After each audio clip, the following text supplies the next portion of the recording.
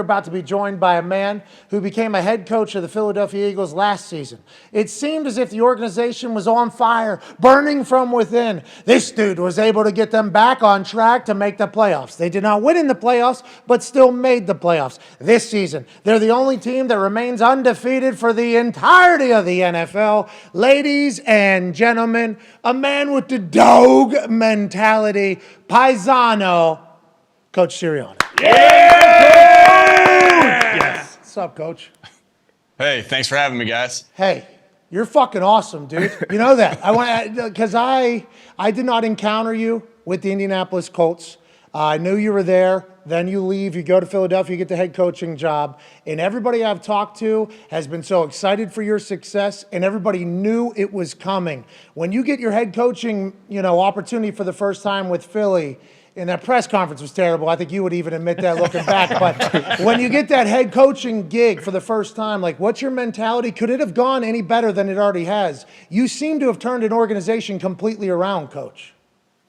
This organization's unbelievable as far as the people in this building. We got a great support staff.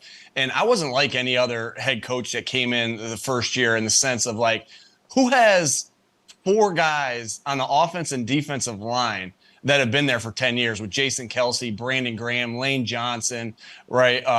And Fletcher Cox, right? So I was able to come into place, and we know, you guys know, you win football games because you're good on the offensive and defensive line. So I had a much smoother transition, and I'm just excited to be here in Philadelphia and look to keep building on what we've been doing. Were you worried that you were going to have to change it all? Because you make some metaphors that are fucking fantastic. Hey, listen, whenever you're just comfortable enough, especially in a city like Philadelphia, because if you think about the Eagles fans, they have their first Super Bowl in 50 years or whatever. There's fans actually eating horse shit in the parade, losing their mind. There's statues going up. And then just a couple years later, now there's probably a lot more from within, and there's no reason to dive into that with you. You're the head coach, you weren't there. But from looking inside the building, it's then everything just got ruined so quickly. And there was potential fights on a field and disarray. Then you come in, and it felt like you never wavered from who you were. You were not going to speak about things in a cookie-cutter fashion. Did you ever feel any pressure that you were going to have to change and adapt to being a head coach and speaking in the same bullshit ways that every other head coach talks in? You know what I mean? You know what I'm saying by that? Yeah, I do, Pat. I really didn't. Some of the best advice I got was be yourself, because if you're not yourself, everyone's going to see through it. Most importantly, the freaking players are going to see through if you're not yourself, right? And they'll see through it like that, right? And then, right, the whole community will, everybody will see through it. So I just was myself, and I just continue to be myself. And if that's saying some crazy shit with the flower analogy and stuff like that, then whatever I got to do to get my point across, I'm going to do. If that's show a video, if that's have an analogy, our guys get it. I got great captains. I got great guys on this football team. They understand, and sometimes they can sort through my bullshit story and figure it out themselves of what I'm trying to get across. Yeah, the messaging is the same. You're just doing it in your own way, and I think that's the most important part. And being authentic, you're 100% right. As you were saying, if I wasn't me, everybody who would tell the fucking locker room immediately going to be like, well, this guy, he's a stooge. We're not listening to this guy. It feels like your team has fully bought into your message. The only team left undefeated, and that's a curse, obviously. There's only been one team in the history of the NFL that's been able to do it. It's very difficult. You're going to run into adversity. You fucking know it. All that stuff's going to happen. But you have had this mighty success, and I think a lot of it is Jalen Hurts, right? We can dive into A.J. Brown being brought in on draft night and the defense being ball hawks all over the place and dogs everywhere. But the question going into the season was, will Jalen Hurts be able to be a guy in the NFL long-term like he was at Alabama, like he was at Oklahoma? What is it about Jalen, you think, from your point of view, last year to this year, that is cementing him as a guy that people are talking about, this motherfucker might win the MVP, dude? That going into the season is Jalen Hurts a guy? Now it's is Jalen Hurts the MVP of the season? What have you seen from your quarterback that makes you go yeah, this is our guy? Well, I know which one thing you want me to say. He's a dog. Yeah! Yeah! He's a dog. Yeah! Yeah, he is. Isn't he? Let me tell you fucking why. dog! Love it, dude. Let me tell you why I think that and what I think dog mentality is. Dog mentality is truly, and I know I've heard a couple clips. People have shown me some clips of what you guys portray, what I think dog mentality is, but dog mentality really is to be in the moment that you're in now and not worry about what happened in the past, not worry about what's going to happen in the future. It's all about our process and about being here today to make sure we're about to go 1-0 this week. That's it. And so let me give you some examples of Jalen Hurts and who he is as a football player. He makes maybe one of the best plays I've ever seen a quarterback make on his feet against New Orleans last year. We've all seen that. People around Philadelphia are going to be playing that for the next 30 years. And he runs for a touchdown, puts us up 40 to, I don't know what it was, 40 to 23. And he has this look on his face like, I'm ready to go do it again, right? He has this play against the Washington football team last year where he fumbles the football, right? He fumbles the football. We go down 10-0. I'm screaming in his face. I mean, I'm right here screaming in his face. And guess what his face looked like? The same thing he looked like when we were in New Orleans and he made that run. Then we go to Washington. And the damn bleachers almost fall on him. Oh, yeah. Like, bleachers collapse and almost fall on him. And same damn look. And so that's who he is. And he doesn't get too up. He doesn't ride, right?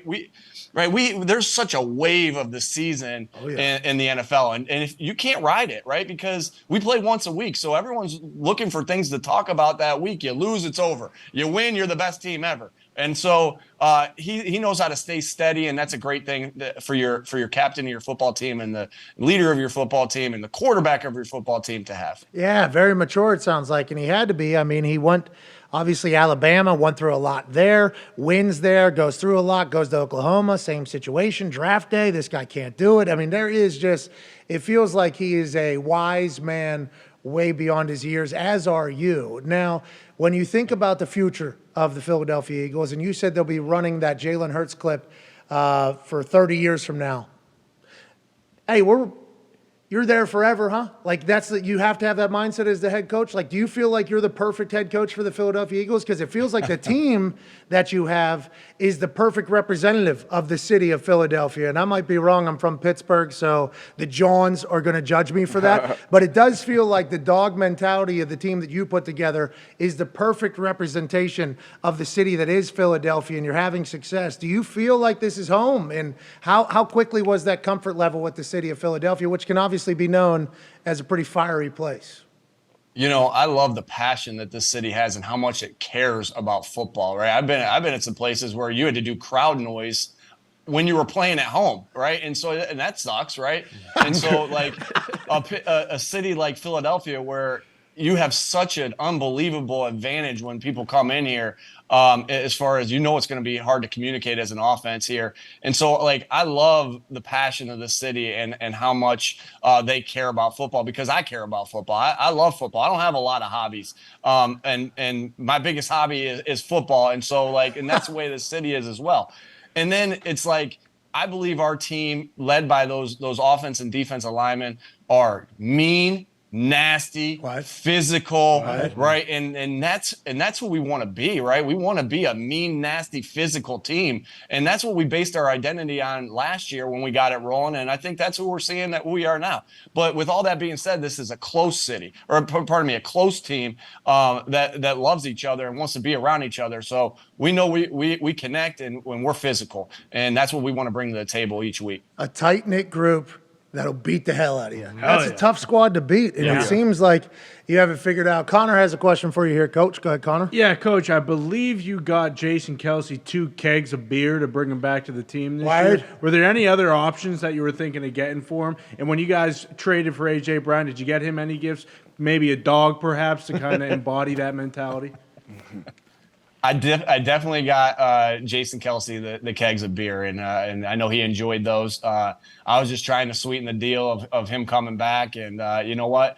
As long as I'm the football coach here, I want him here, so I'm ready to give as many kegs of beer to him next year and the year after that and the year after that, because that guy is a dog. Yeah, that guy's awesome. He is. And he's awesome. He's one of the smartest football players I've ever been around. Not only is he the toughest guy, one of the toughest guys I know, or the toughest guy I know, he's one of the most intelligent football players I've ever been around, of setting the table for everybody and knowing, getting everybody on the same page on offensive plays. He's nimble too. We've watched some clips of him pulling. Yeah. You guys always have him pulling everywhere with your run game. That is awesome to watch unfold your run game, especially with Jalen being the weapon he is, that is like kind of commanding the bum-ass safeties and linebackers to have to respect him on the option every single time. But he's so nimble at his age. Do you have a guesstimation on how long he's playing? Is he just going to play forever, you think, with Jason Kelsey?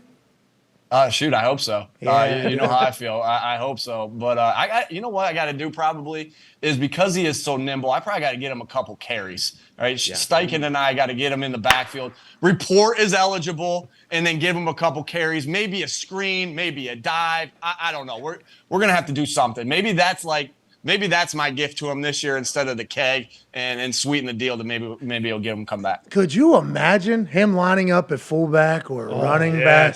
Everybody would be going bananas. He'd be thankful. This city would be going nuts. Oh, my God. Then he'd give a speech in that big fucking costume, and then he'd be hammered drunk.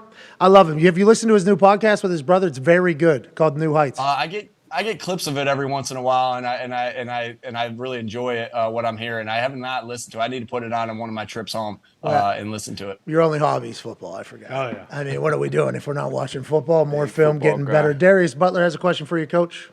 Hey, Coach, man, you talked about your leaders multiple times in the interview. Tell me a little bit about Big Play Slay as a captain this year and what he brings to the table that, most of us don't see. Yeah, this is Slay's first time being a captain, and which actually shocks me, because he is one of the best leaders on this football team, and that's why the guys voted him captain. And, not only is he a great football player who's able to, take a guy out of the game and not let him, get started, whether that's, just him covering him one-on-one the whole game, or just him lining up there and the fear that he creates to that guy.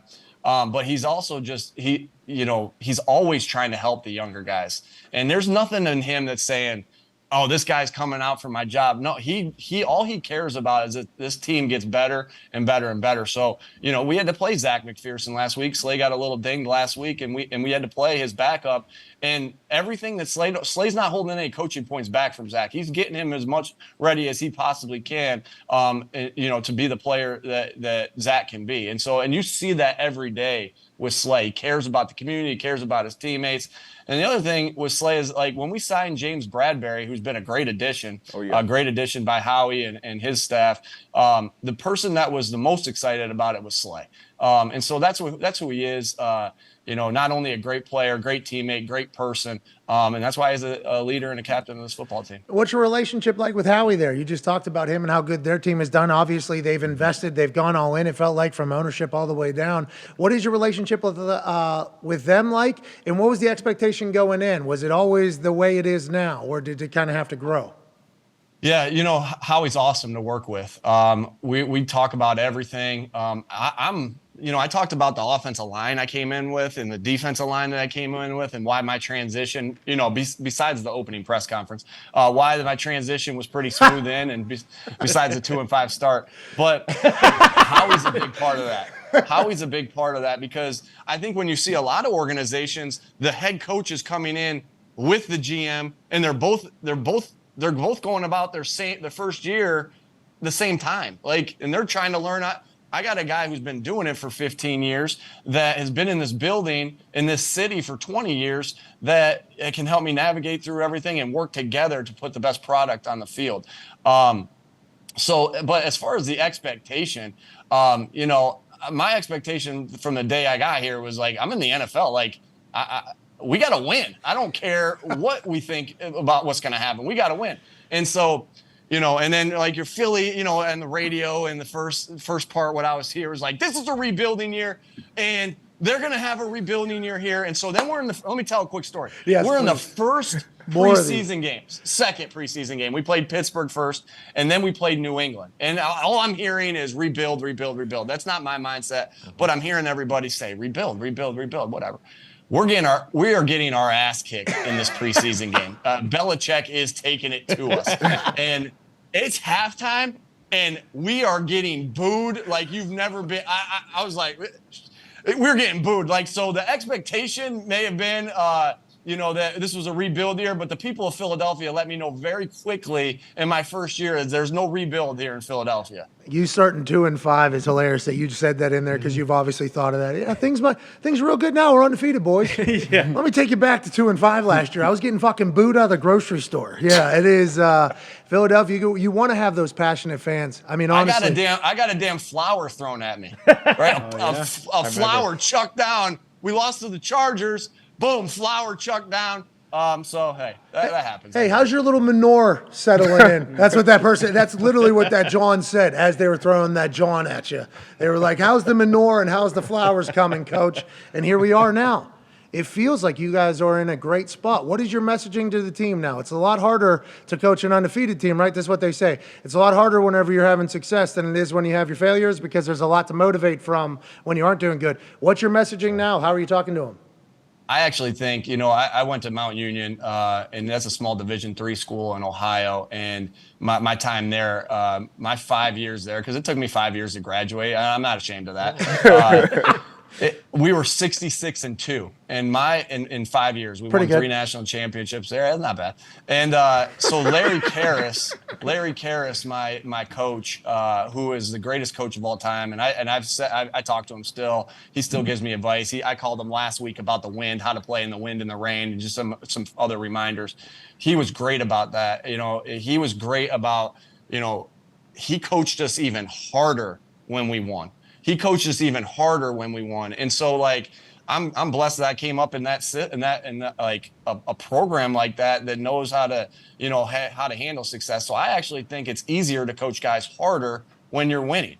I think it's way easier. Now, that doesn't mean we got to make sure, like, our thing, again, I know dog mentality, okay, is this, right? No matter what situation you're in, you're thinking about what the day, right? And so that if you're 2-5, if you're 5-2, if you're down 14-0 like we were last week, or up 14-0, just be right there and control what you can control and go through the process here. And like, all right, you made a great play, great. Dog mentality, make it again, do what you did. You made a shitty play, do it, don't do it again.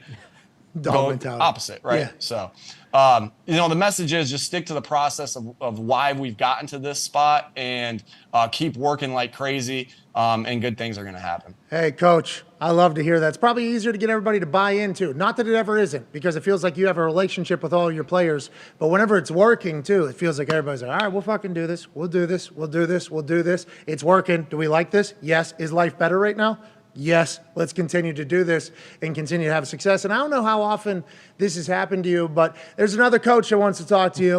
Coach Sirianni, your question for Coach Sirianni. Coach, it's great to finally be able to talk to you. I feel like I know you just as good as I know myself. We've talked a lot about dog mentality today. I want to tell you what dog mentality means to me, okay? It's, having more bite than you have bark. It's being ferocious and vicious. It's playing in a parking lot like Vince Papali if necessary.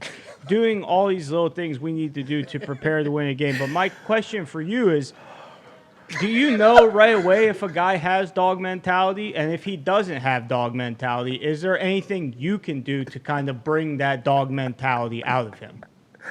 Dog mentality is a prerequisite of getting on this football team. So we try like crazy to figure out the toughness, the mental toughness, the physical toughness that a guy has in the draft process or in the free agency process. And so we're working like crazy. That mean everybody have it? No. And if they don't, you just got to get them around Jason Kelsey and Lane Johnson and Brandon Graham for a minute, and they'll turn them into some dogs. Love hearing that. Speaking of the draft process, I know one of the things we really love to do to kind of test a guy's competitive juices is maybe have him make a couple shots on a mini basketball hoop or play Rochambeau or rock, paper, scissors. I have a proposition for you. You maybe give away some money to fans of the show. Do you maybe want to play best 2 out of 3, rock, paper, scissors, coach versus coach? If you win, we will give $500 to 15 people who retweet this video. If I win, we'll give 10 people $500 who retweet this video, as long as they put their Cash App in the tweet as well. I want to play no matter what because I want to compete. But you're telling me I don't have to donate shit. You don't have to donate shit. Let's we go. will be donating everything. Yeah, you don't have to Come on. donate a single thing. It'll all be us. Now, listen, this isn't, you're not shooting on the third hit. No, it's rock, paper, scissors, and then we're shooting that, John. So rock, paper, scissors. We say shoot or we just throw it. Your call, Coach. Would you like to say shoot?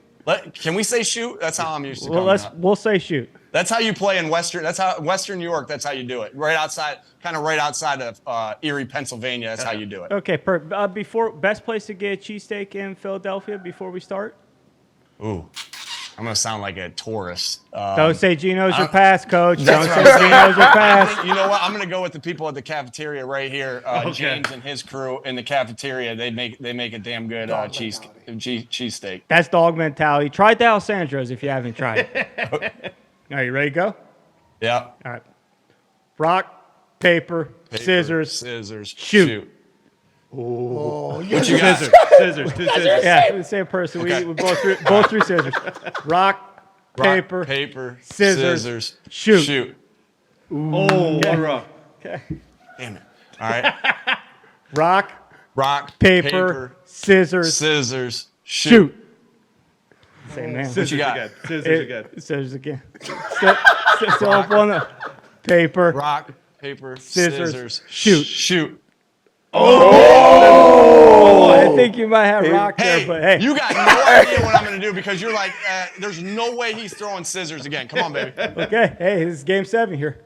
Rock, paper, scissors, shoot.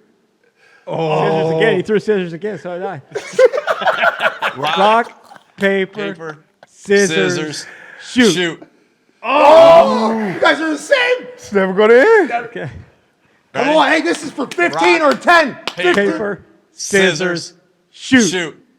Dog mentality. I got dog mentality, Coach. What can I tell you? Hey, that was awesome. Appreciate you guys. Coach. Thank you, coaches. Thank you, Coach. Thank you, coaches. Now, since this Coach Sirianni lost, only 10 winners. So Man. Sorry. it's on. He's done more research on you. Sorry, guys.